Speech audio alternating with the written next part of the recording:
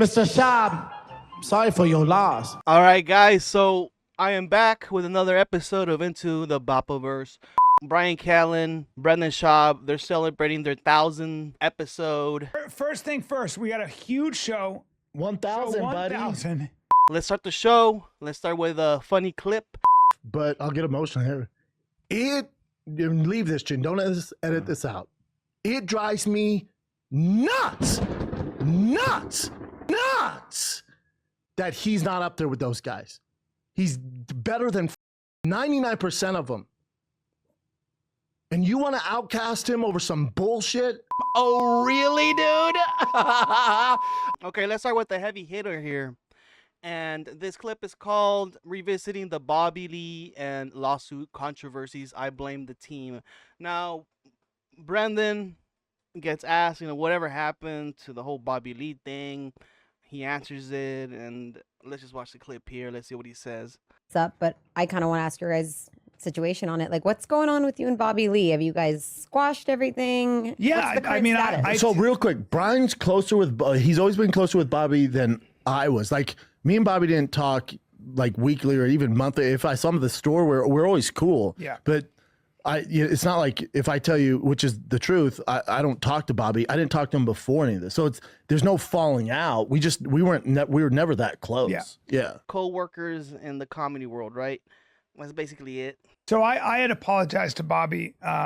I think I apologized to him 1,000 times, and I think we spoke a little bit, and I said, I love you, and I'm eternally sorry, and he said we're good, and so I love him, and I take full responsibility. I was going through something. I was not working on good information, and I was wrong. I was wrong through and through. That guy didn't deserve it. Okay, so just to kind of recap things, these two guys blamed Bobby for being a ringleader, like scheming online to talk shit about Brendan, his comedy, his life, all through a subreddit, which is the one I'm on right now. They thought that he was the one running this subreddit. Bobby, I've known a long time. That whole thing was a terrible. He's a national treasure. Mm-hmm. He just is hilarious, and he's also one of the funniest motherfuckers on the planet. He's also he's just a he also has the most viral podcast clip with us of all time. Yeah. I mean, he's amazing. So I miss Bobby. And I don't have a lot of regrets. I've done everything I've done. He's talking about a clip that went viral where Bobby tells a story that he was by a person with Down syndrome. It was one of the biggest clips that the Fighter and the Kid ever did. When I was in when I was 9, I got by a guy with Down syndrome. Don't laugh, Brendan. I'm not laughing. Why'd you laugh? It's just that's fucking rude. It's such a curve. I've done a pretty good job. I made good choices in my life. I've treated everybody very well. I think that's my biggest regret. I was defending my friend Brendan. I wasn't working on all the information, and I don't know. I could get into what it was. I was going through some really crazy shit, and I just lost my fucking mind. It was a weird time. And I lost it on the last person that deserved it. And I've apologized to him unreservedly. Yeah. And I hope you guys are friends. Like I said, me and Bobby were never that close. So it's like, but me and him not having a relationship is whatever. Yeah. But I hope you and him are friends. Yeah, you but guys know each other for a long time. Sometimes you fuck up so badly, which I did, that I don't. He pretty much, fucked himself, by going in and not further investigating if Brendan was saying was accurate, and went, emotionally into that, into that conversation with Bobby and Kalila, and it just kind of snowballed, right? Maybe I don't deserve it. Maybe I have to live with that. Yeah, and I'll take accountability too. Like Brian said, we're going through a lot. It's like that whole time was so weird. Like now I'm in a much better place, much healthier. I don't have the wrong people around me. Like when that was going on, like if that same opportunity came to me now, someone pitched, I'd be like, are you out of your fucking no? It was so weird. So and then also like I never thought it would become what it did. Like I think what he's probably referring to is that was the same time I think that he was gonna release the Gringo Poppy special. What the fuck's Mexican cookie? What are you talking about? It's like a chocolate chip with sauce all over it? What are you talking about? And he was on the verge of suing Kyle from what's that fool's name? Unique. There we go, Unique. He was about to sue him, so there was a lot of problems happening, and it just went even more further when he falsely accused Bobby of being a hacker or something. In my head, the way I work, it's like my thing with Bobby was like, hey, I don't want this to go public. I heard some of this stuff, and then it just became this monster, you know? So it's like, And part of it's because people love Bobby. And of they course, should love Bobby. of So it's course. like, and also, I've said to him privately, I've said this publicly, but I've said it to him many times. I said, I was out of line. You know what I did? I told you that when we got off, I'm like, holy fuck. I fucked up. And I've never fucked up. To be honest, like that. Brian, then straight, you know, I'm not. Don't get mad at this. Brian has horrible anger issues. Yeah. The worst out of anybody I get know. a little crazy. Yeah, when you get mad. So either there's some back and forth there, like blaming, you know, "Hey, I shouldn't have done it, you shouldn't have done that. Okay, let's keep going. So when I think my friends are getting, I was mad about some stuff that was going on. No, I get it. When you get mad, you get mad. So, but that was a time period. It's like the same thing. I'm sure get brought up. Like even with this lawsuit thing, right? With this YouTuber, that's all around the same time.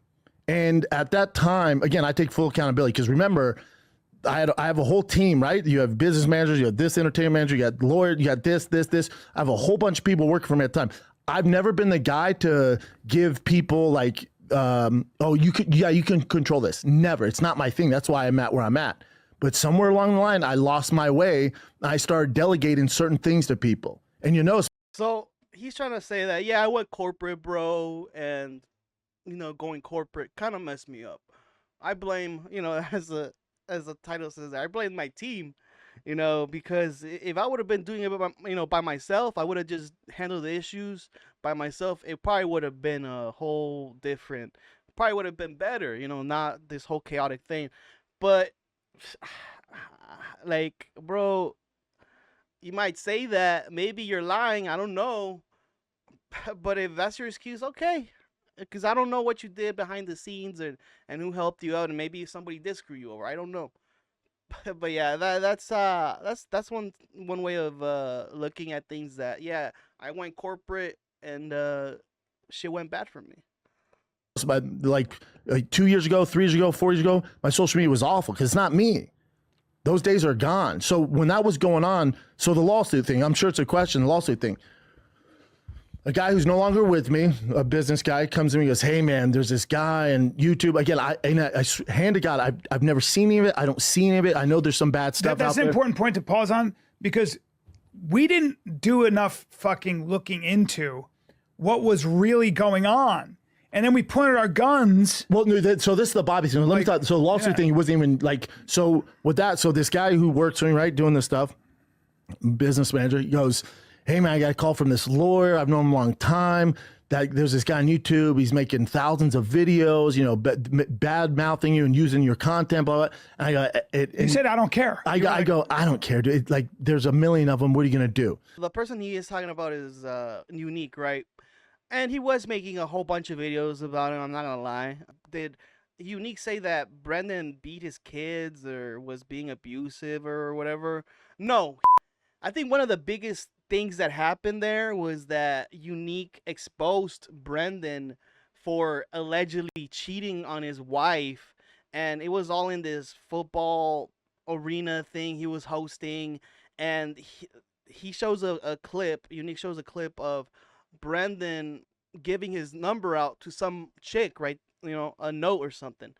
And then maybe he got worried because of that. Maybe the guy, that corporate guy, said that, hey, bro, like, there's clips of you saying that you might be cheating on your wife. Like, you want me to do something about that? He's like, oh, hell yeah. Right? But those other things that he might have said that the other guy, Unique, said, I don't think that's the narrative here. I think the problem was that he exposed them for kind of allegedly cheating, right? But they categorized the whole lawsuit as a copyright issue. They never said it was because of defamation. It was never that.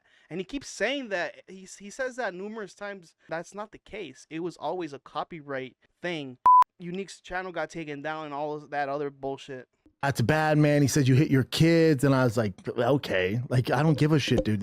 None of it's true. That goes away. Next week comes back, same thing, dude. I'm telling you, I really think we should do something, you know. And they know how to pull out my heartstring. He goes, you know, he has a rap sheet where, you know, he beat his son. It's on video on there. I'm like, whoa, all right, do what you got to do. That's right. And I was told, Child abuse. ready, I was told, this is easy. It take 3 months. It's still going on. That was Really? So he blamed Unique of right, and he was like we gotta stop this. You know, Unique always be like streaming and drinking a lot, and he might have left his stream on, and you might have heard something on the background. He has other videos where he's done that 3 years ago. It's still going. But here's what people don't realize is, so they told me 3 months, and I don't know if they were in cahoots together, just get money out of me or whatever. I couldn't, if the guy walked in there right now as a guest, I couldn't point him out. I don't know who it is. I wasn't dealing with it. I'm like, yeah, do your thing. Again, that's me now, me 10 years ago, I would never, you're never going to beat the internet. It's just, internet's going to internet. There's nothing you can do. Internet's going to internet. And at the time, like the initial cost, good amount of money, but again, at the time, whatever, your boy's balling. You know? So at the time, like, yeah, do what you got to do. Well, thank God, and people don't realize this, and even if he's doing, like, dragging it out, it's pro bono. I don't pay anymore. like, yeah, do your thing, do what you need to do, right? But and then he blames his lawyer, whoever it was, like, I don't know, he might have been like, you know, stealing from me. He might have been working with Unique. What? Bro, it was also your fault for not looking into the case or like looking at the problem in hand that happened, right? You didn't do your due diligence in handling it. And now you're saying, well, maybe the lawyer, like, you know, he kept this thing going because he wanted more money. It's like, bro, if you saw that already, you should have seen that from like what, 2 years ago, 3 years ago already. Now this whole thing has happened, but you just let it keep going until you're like, well, I mean, because they lost. I mean, he dropped it now because they lost. I think he lost the appeals too. And Unique said he didn't even waste any money from it. He didn't even try to fight it, and he still won. So whatever issue they have with it, I couldn't tell you what's going on with it. I couldn't tell you when it's going to end. I know nothing about. I don't associate with them anymore. I couldn't tell you. I could not tell you. But my point is, all of that, you're talking, I have the wrong people around me. Again, I take accountability because that's all. I have to give these people jobs. I have the wrong people around me that I hired, horrible people, right? I have this business guy that had no business managing any of my shit. Bad information. Bad information. And I'm at a time where I'm not steering the ship, and it's not good.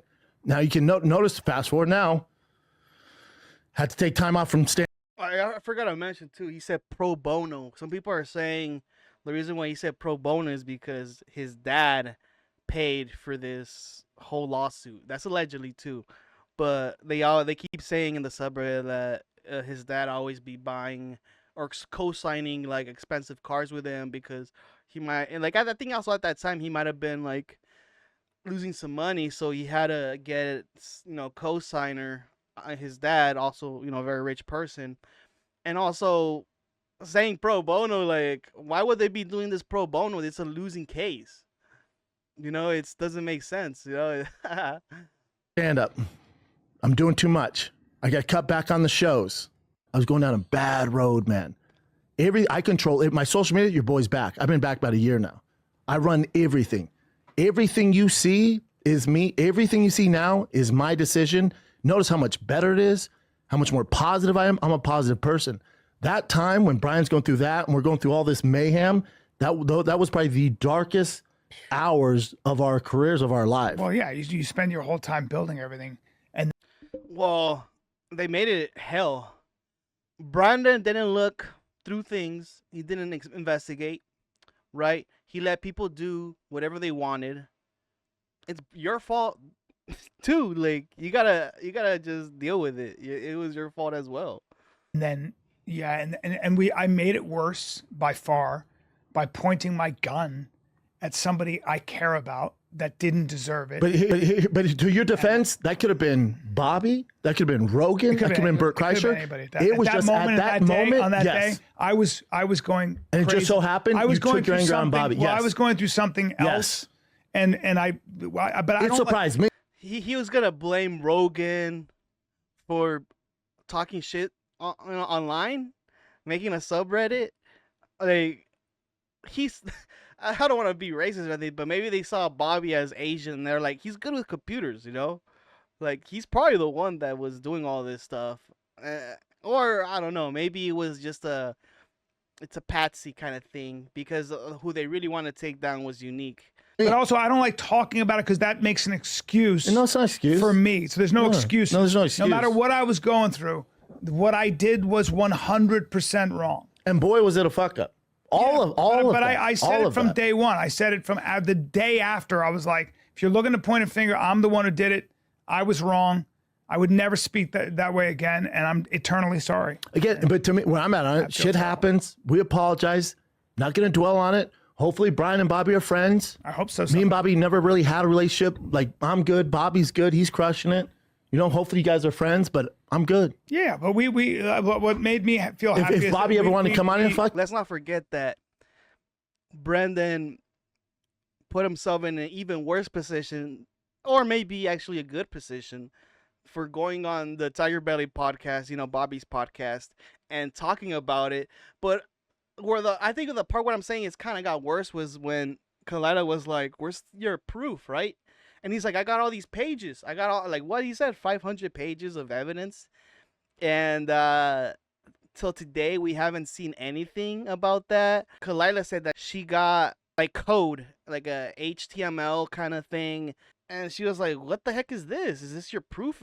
What we saw was a very zoomed in photo of HTML codes, numbers, no context on a paper. And you know when you encircle something on your phone with red, it just said the company's email. And then he showed me another page, all HTML code, no context, completely zoomed in. And it said Robert Lee, which is not even Bobby's like government name. We were supposed to update the audience on Tiger Belly, but we forgot. But those are the two things that I saw, and I was like, Brendan, this is a joke. This is a Mickey Mouse. Like, someone could have just sent you this. My mom could have just photoshopped this. Brendan, not knowing anything about technology, he was like, "This is what they gave me. This is what they said that, you know, that they got against you." And I think maybe Brendan probably like let that shit go because it wasn't gonna go anywhere, right? Expose himself. And we all saw that. We all saw that he was just kind of lying and maybe trying to put the blame on Bobby. And they try to do this behind the scenes. And Bobby just did not want to take that. He spoke out just like how George Janko did. It's all kind of like, you know, poetic in a way, right? Yeah, we'd have him on. Yeah, of course. To all honesty, I don't think he ever would. Well, I just don't think so. We spoke. I mean, what I appreciated was that it's like, at least we established that we're good, you know. And I think he accepts my apology, and it's all good. So yeah. But either way, they're fine. We're fine. They're killing it. Like, bad friends are killing it. I love Santino to death. Yeah. I was way closer with Santino. Me and him don't talk anymore. That bums me out. I was really close to Santino. Love Santino. Love him to death. Yeah. I was close to Santino. But again, I get it. This whole drama thing, that's your partner. That's like Bryan. You got Bryan, man. You're enemy of Bryan's enemy of mine. So he understands that. You know, friends got each other's back. So he's got to understand that, you know, out of loyalty, out of friendship, you're going to try to stay away from that. And because you don't want to upset your own friend who's more closer to you. Just how, like, Brendan is close to Callen, you know, Andrew Santino is close to Bobby. So it's understandable why he didn't want to talk to him no more. And also, probably, he doesn't have much to bring to the table as well. So. Well, Santino, I get it. Respect. Sucks. We're not friends. Makes me sad. All good. Grown man. Yeah, but anyway. What else you got? Yeah, it's like, I got this new team. They were telling me the wrong things, but I gave in because I thought I was doing the right thing, right? If that's Brendan's kind of like whole narrative, right? Like, I was thinking I was doing the right thing because I heard bad things about Unique, so I wanted to stop it. But he's lying. He's lying because this whole thing is not true.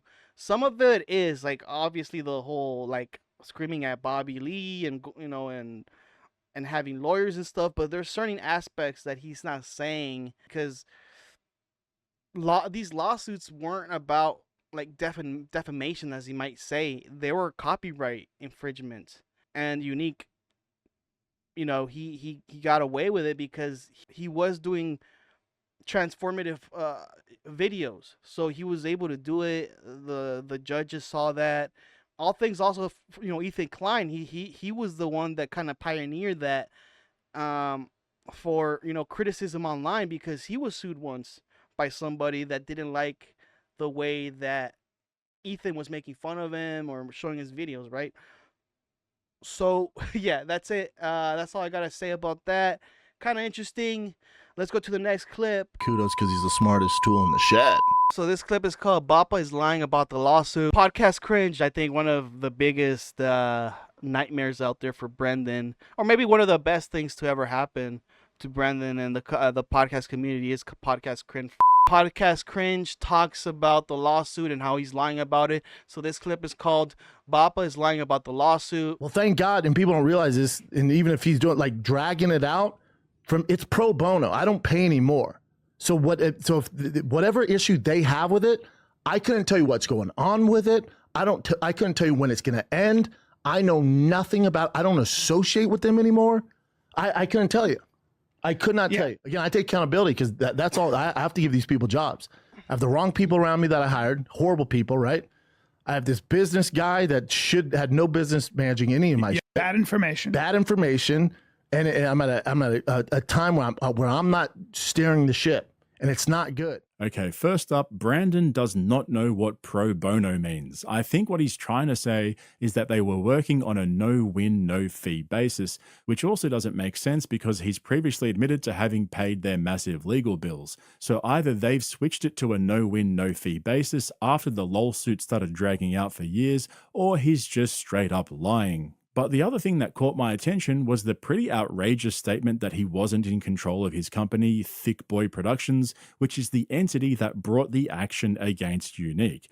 I went and looked up who the directors are of Thick Boy Productions, and I found this. His father, Peter, was the first director, and then he brought his son Brandon on as a director as well at a later date. Now, the way these kinds of things usually work is that a representative of the company, usually a director, has to sign off on the legal filings. Sure, your lawyers submit them on your behalf because they're lawyers, but the individual or company bringing the suit is ultimately responsible for bringing the action and would need to sign off on it. So given that you can't delegate directors' obligations and responsibilities, there are three possibilities here. The first one is Bapa's right, and his lawyer and former business manager are running the lawsuit without his knowledge or involvement. If that's true, the lawyer needs to be reported to the American Bar Association because that's illegal and he would be disbarred. The second is his dad is calling the shots and paying the bills without Brandon's knowledge or involvement. And the third is Brandon knows exactly what's going on and he's straight up lying about not being involved in the case. Now you can notice, fast forward now, had to take time off from stand-up. Anyway. So here we have, like, kind of an understanding of who actually was corporate. And like I said, the last video, his dad is the one who kind of pays for things sometimes, right? He co-signs for things for him because his dad is a rich man. Podcast Chris also said, like, if he thinks that the lawyer was kind of scheming, by all means, like, Brandon, do something about it. If that's true, the lawyer needs to be reported to the American Bar Association because that's illegal and he would be disbarred. There's definitely more things that happen there, but, you know, Brandon has his narrative on the reason why, you know, the lawsuit failed and how he's trying to blame the lawsuit and whatever happened to the lawsuit. He's trying to blame it on somebody else instead of him. Like, yeah, he was like, I'll take partial responsibility because I wasn't taking care of it myself. Because if I would have done it myself, I probably would have done it right. You know, I think that's, you know, anybody would say that. Like, but since he had people in charge, right? Who are these people in charge? Never seen them, never heard of them. Like, the only person we know is like one guy, and that's his like director or something, or is like he's like the manager or something. And then Brandon is basically like the boss and, like, you know, the host and the main head, right? Bryan is like an employee, but he's, I don't think he even has, like, he doesn't even own the podcast from what it seems like. I think the majority owner is Brandon and his dad. So the only people that should be blamed is probably them two, because they're the ones that are actually signed, and they're the ones that are like the CEOs, right? They're the ones that are in charge. His father, Peter, was the first director, and then he brought his son Brandon on as a director as well at a later date. There's a lot of questions, right? I don't know. I'm not a lawyer. Honestly, I don't know. Let me know what you guys think. Let's go to the next clip here. Dicey. Next clip we got here is called Thank 'Em. Little context. He's just thanking all of the guests that had been on The Fight and the Kid, and how they helped him get the show even bigger, and the success, it was partially because of the guest. And I would agree. On that. Here's another one for you. This comes from 860. It was emailed in. Who was your guys' most memorable, not favorite guest? Mine was Sasso, the Delias, Theo. In fact, that's how I got introduced to all the comics. Killing it today was through y'all's pod. From you don't say. That's what we do. From seeing Chrissy D for the first time, Theo, Andrew Santino, Bobby, all those funniest moments, Tim Dillon, and the list goes on. Thank you guys for everything. I'll be honest, that's how I got also, into The Fight and the Kid, because of the guest. The guests that they brought on at the time, they were coming up, right? All these people that they mentioned. Chrissy D for the first time, Theo, Andrew Santino, Bobby, all those funniest moments, Tim Dillon, and the list goes on. And once they were just kind of by themselves, after a while, it just kind of like soured. I like that guy. Yeah, I like that guy too, because I'm going to give Brendan a lot of that credit, but I'll give both of us a lot of that credit because we had that podcast and we were in the comedy game, and I've been in the comedy game a long time, and we just brought our friends on, and we brought the people that were funny on. Yeah. And we were the place to be. One of the things that's funny is as you start to lose some relevance because a lot of the shit that went on, that kind of dries up. Everybody's doing their own thing. So again, everybody, you're all forgiven. It's all. I take no credit for that. Like I think. Wait, Bryan is like, y'all forgiven for not coming back. You guys got your own shows, so it makes sense why you're not on our show anymore. You're too big now. And at that time, we were the big dogs, right? Like Fighting the Kids, especially when we started, it was like the old school TV. There's 4 stations. We're on the big stations, so those guys were coming on. They would have found it no matter. They would have been successful with or without us. 100%. Yeah. It's just we were the biggest show at the time, so they came on there and we happened to be friends. Yeah, and we it was just saw right them. timing. Yeah, they're great. They would have made it no matter what. I take no credit. We're also a popular. So there we have it. A lot of their success, I think it is, guest driven. So I'm not gonna say like, oh, they should take all the credit, like the guest, but a lot of the reasons why, like, there's a lot of people that tuned in was because of the guests. That side of podcasting, that kind of sucks, right? Like, you can't be good by yourself.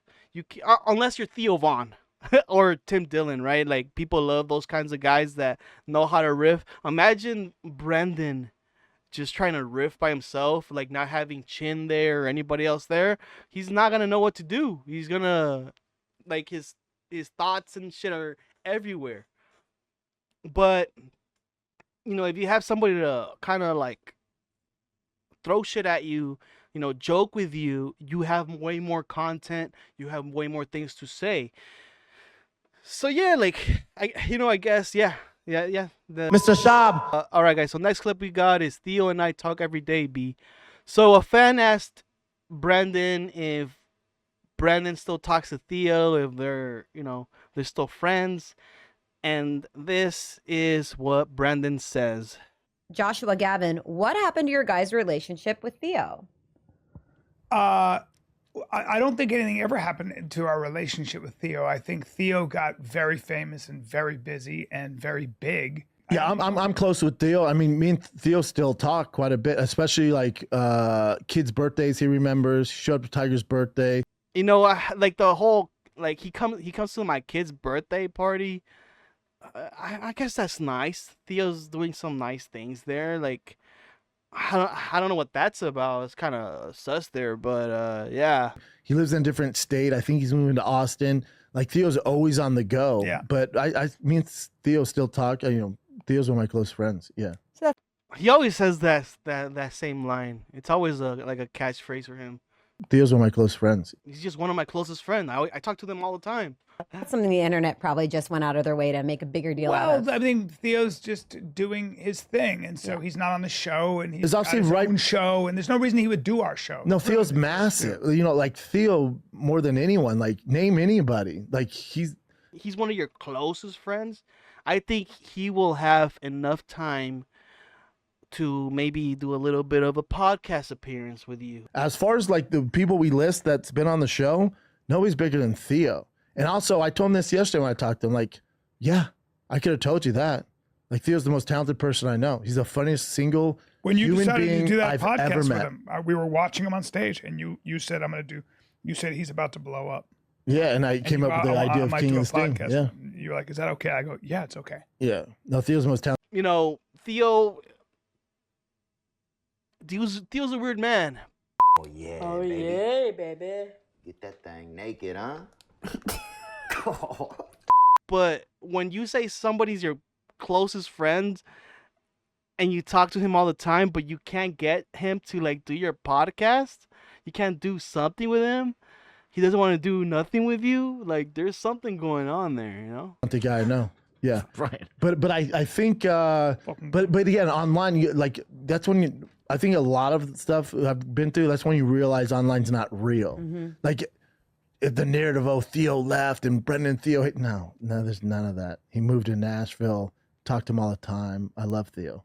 He's straight up too big and famous. Good for him, man. Like just based off of his body and how Bryan Callen is moving around fidgeting, this seems like there's some sort of thing happening there.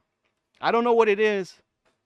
Could be on Theo's side, could be on Brandon's side. If that man moves like to Tennessee, he doesn't want nothing to do with you. He moved to Nashville, talked to him all the time. Mr. Schaub. Let's go to the next clip here. This one's called They Never Asked Daddy Toe for Anything. Now, the guys talk about that they don't hit up Joe for anything because they think he's kind of busy, right? I don't know.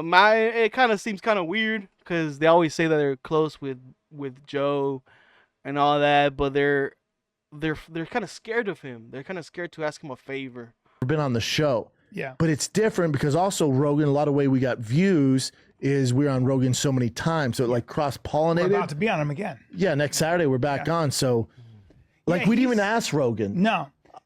Never. No. Like I don't ask Rogan to be on Companions. Like Yeah. he's so busy. He's always been the most famous guy in the room. So I just don't feel comfortable asking for anything. We've never asked him Yeah, to be on the because show. everybody asks Joe. Yeah. We're his friends. It makes me feel so I don't weird. want to be the one to ask him Never. for anything. Never. Like, he gets asked for everything. Even when I So, like, if you're friends with him, like how they say they probably are. They probably are. But they don't want to ask him because other people ask him. Like, that's just, everybody asks Joe. Yeah. We're his friends. It makes me feel so weird. I don't want to be the one to ask him Never. for anything. Never. Like, he gets asked for everything. I guess if that's your logic, I don't know. I called him and I want to bring my nephew to the fight, to the Conor McGregor, Chandler fight. And I only asked him for tickets because my nephew is dying to go to the UFC. But other than that, I don't even ask him for that. See, well, you did ask him for that. No, right? I asked him that. But Yeah, I'm see, saying, I wouldn't even ask him for that. I would rather pay and He's like, you did ask him for that. He's like, yeah, actually, yeah, I did. Good catch, Brendan. not ask him. yes. I would have paid and he'd be like, you're here? I'm like, yeah. Should ask me. Like, it's just not, I don't feel comfortable doing it. Like, and when I say, like, when we hang out with them in Austin, you realize, even though they're not like bad people, but even people around, close people around him, ask him. Remember that? They have to ask I him for called something, him. I or called him they the next need day. something from him, Yeah. and it made me feel sick. And I called him to him like, I feel bad for you, dude. Yeah. He's like, don't feel bad for me. He goes, it's fine. He's like, it's fine. It's like, He man, knows dude, everyone. it's an agenda. Everybody has a fucking agenda. Everyone's Like, that is a great look. He has everything. He doesn't care. Joe is man of the people. Joe sometimes just gives people watches. Take this. That's yours now. That's an Omega. and that has a moon phase. See Really? that moon in the I bottom can of it? keep this. That's yours. That's yours. Awesome. Fuck yeah, it's awesome. Take that piece of shit, stupid fucking frisbee you got on your wrist. You can't. I'm pretty sure Joe doesn't care if you ask him, especially if you're that friendly with somebody like that. Hey, For an American? hey, put your toes on. Fuck's sake. Take those off. Shut the fuck up. Take those Bro, off. it's all Listen to me. shit. Listen to him. Come So on. silly. Well, I know you we want have to promote your goofy I'm flip. not promoting him. I just got can't even call them toe holds. I think the last time this episode when they were both on, Bryan was being very, very pushing the toe hold sandals. I don't know if Brendan did anything, like he pushed anything, maybe probably dates or something like that. But Bryan was being very, very annoying, and Joe was kind of not having it. But if you were friends, man, he wouldn't care. He would just do things for you because you guys are friends. I've had friends like that. They not unlike Joe, right? But if you need some sort of favor, they will see if they can do it. I'm not saying that they will do it, but see if they can do it. They can help me out, right? And I've done the same thing. If I can help out somebody that I know deeply and personally, I will try to do my best to, do them a favor. Oh, really, dude? All right, next clip we got is double hammy or Trugg flibb. Now, context of this is that they ask Brendan, what was the worst thing that happened to you? Was it the double hammy while trying to race Chappelle Lacey, his former co-host, or doing the truck flip where he flips his truck in the desert? So let's see his response here. I would bet that the truck flip was probably the most scariest, honestly. What was the question? Flipping your truck or losing a foot race to Chappelle? God, both awful. So blowing out both your hammies, and I love pretty Chappelle. quick though. I recovered. I did the fucking Tough Mudder like a week later, but I was so fucked up. I was on so much shit then. The truck. Okay. The truck was awful because I wasn't gonna die racing Chappelle. The truck, I thought I was gonna die.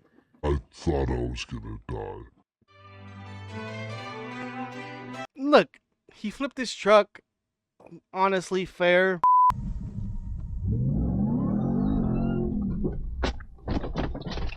Starting emergency call to the SOS service provided by the manufacturer. To cancel. Like racing Chappelle Lacey, embarrassing because he was talking shit before that, and it was fun. It was a funny thing. It was a funny thing that happened, and there's a lot of controversy because they say that when he did that race, he faked the injury because he knew that he was kind of he bit the dust, right? He ate all the freaking dust from Chappelle, and he was not gonna finish that race. He wasn't gonna beat Chappelle, so what he did was create an excuse for it. That's alleged. Brian's all, what if somebody pulls a hamstring?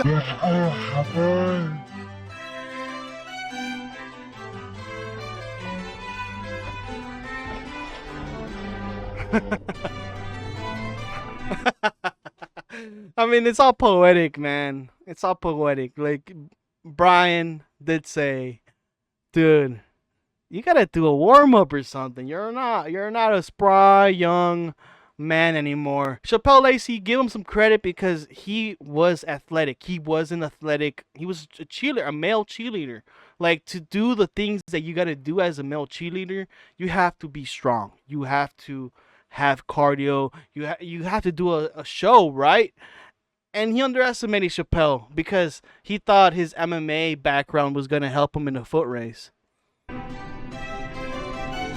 didn't blow out one hamstring. I blew out both hamstrings. Yeah, and to blow out both hamstrings, I mean, it's just a funny thing. Torque. It's like it's torque. It's too much like, torque. It's like you gotta be a torque. fucking idiot. Blow out both of them. You know, so blow out both. I covered this one and I thought that was hilarious. Like, you really thought a cloth, a cloth is gonna push a whole truck?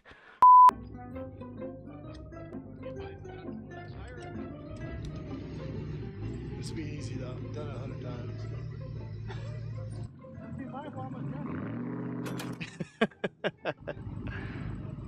But props for him trying to think of something. It's like you're fully retarded. But you know, I agree. That's what it is. Straight up peanut butter falcon. Yes. But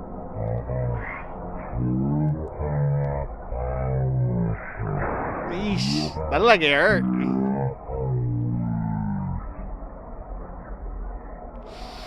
Ugh. So there you guys saw that. The truck flip, I think that's pretty bad. I mean, it's a scary moment for anybody if they flip a truck like that and they're far away from people. But there were people filming him, so he had, some people had his back already. So, but like honestly, yeah, the truck flip is a scary moment for anybody. Like you could have had severe brain trauma. You could have rolled even worse. Could have been a lot of things, right? But yeah, funny clip here. Funny. Let me know what you guys think. What was your favorite? The double hammy or the truck flip? what's paying your life? All right, next clip we got is Schaub giving his expert opinion and which comedian deserves their spot is truly redacted. So the context of this clip is that Schaub protects Callen here for not being as big as he deserves to be compared to other comedians. Let's watch this clip. Podcast, and will you share? Oh, hold up. I'll answer that one, but I didn't answer about being proud of Bryan. Oh yeah. Oops. With Bryan, the way he dealt with this stuff, but I'll get emotional here. It drives me, but if we're being honest, leave this, Chin. Don't edit this out. I'm speaking from my fucking heart. I know you're not gonna like this. I'm gonna look right. It drives me fucking nuts that Bryan's at where he's at. I will challenge anyone, any comic, to go on stage after Callen. I challenge any of those comics. I don't give a fuck if it's the Comedy Store, Zanies, wherever they're at. Props to Brandon for having his homies back there. You gotta have a homie like Brandon. You know? You got to. Look at him. He started crying, like, just speaking about Bryan. Look at Bryan, and he's like, wow, this is the reason why I stick here. This is the reason why I'm here, because this man loves me. I'm kind of like his dad in a kind of way. I think that's what Bryan is saying, like that's how he feels like it. And you're telling me Bryan's not better than 99% of those fucking comics. It drives me nuts that he's not up there with those guys. He's better than fucking 99% of them. And you want to outcast him over some bullshit? That's what I don't fuck with. That's what upsets me. So what makes me proud and not mad, I'm trying to get mad, what makes me proud is he's not going to lash out about it. Bryan's cool. Bryan goes to work. Bryan's doing the road. Bryan's trying to sell tickets. But I'll tell you right now, I don't forget. That shit's not cool with me. That's why you don't see me at those fucking places. Sorry, dude. Come on. Like that's beyond your control, like how they like Bryan, right? His comedy. You have no control of that. Look, if Bryan would have been as funny as Brandon hypes him up to be, he would be up there. But he's another potato in the stew that's been diced up, chopped up, and there's just way more things in that stew that are way more better. There's meat, there's carrots, right? There's cabbage that other people prefer, right? And maybe he's not the potato. He's probably like the cabbage because probably a lot of people don't like it. But look, Brandon is being a good friend. That's nice of him. That's why the show keeps going. And I think Bryan, he will probably die in that chair, from a heart attack while they're streaming. Let me know what you guys think about that. Dicey. All right, guys. Next clip we got is Dana and him are cool. They talk every day. Also, the Conor fight is off. Context. Andrew Schultz calls in to congratulate them on their 1,000th episode.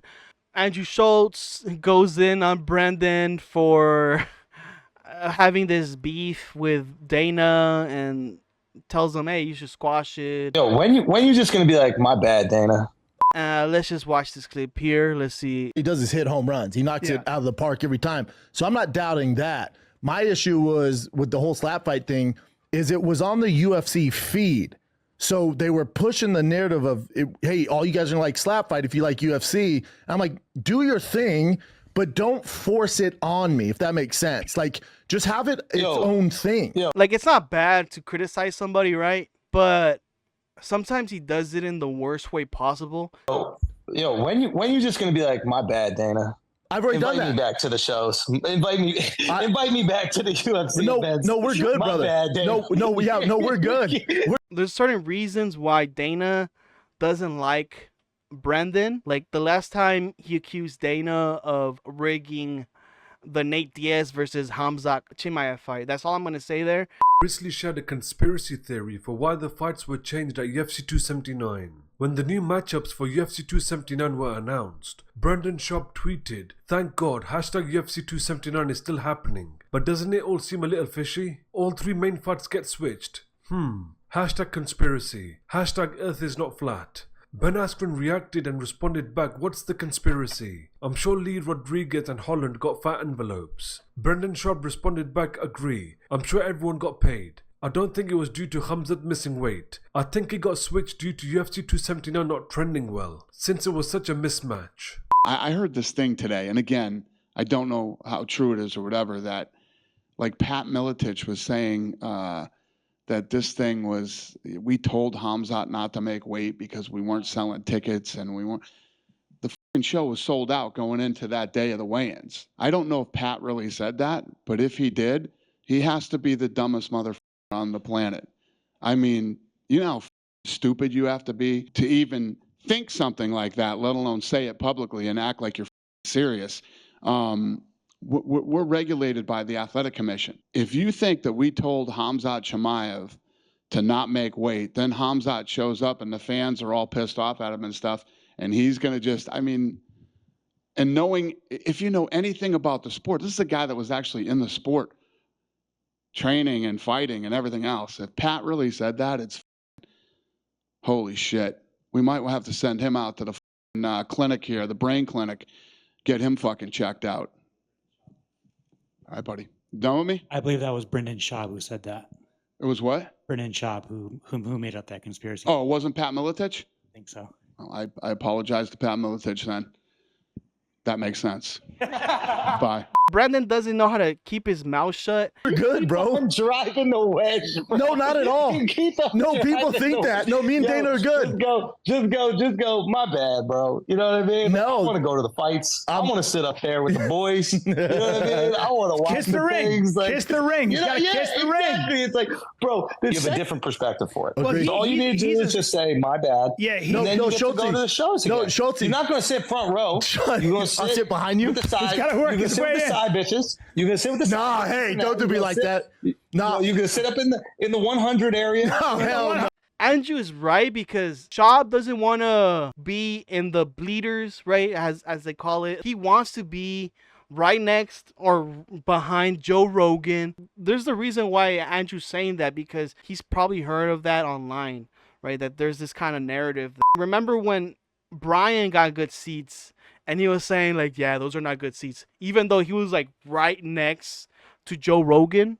But good seats sitting. Well, I don't know. We were right behind Joe Rogan and Michael Bisping and John Anik. So I don't know if that's good. It just depends. Can you see it great there? That's a very good. Because listen, it's fun to sit cage side and Joseph Rogan's our buddy. You're behind him. Like he was saying, like, yeah, they're not good seats. Up in the 100 area. No, hell no. 200. The 100. You're gonna work yourself down. Nah. Work yourself down. I'll put one call into Rogan, and it'll put me right behind him. I might get assassinated. No, but that might happen. Me and Dana are cool. Like, there's no beef between us. Even on the UFC 300 thing, I was like, why you bring up old shit? You know, but I was like, respect. UFC 300 was dope. Me and him are good.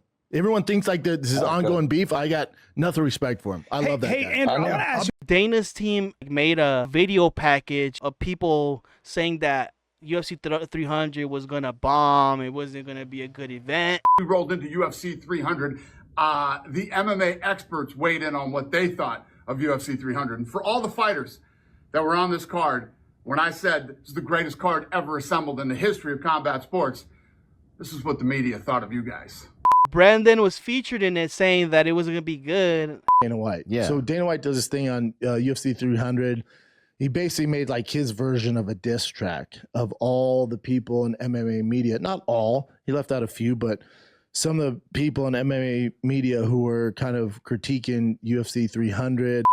But look, I think Brandon's response towards that was like, hey, look, I'm going to criticize you. You're going to criticize me. It's all fair game. I can understand that. This side of the media that doesn't work for the UFC and work for ESPN or is under the thumb of Dana, you need us.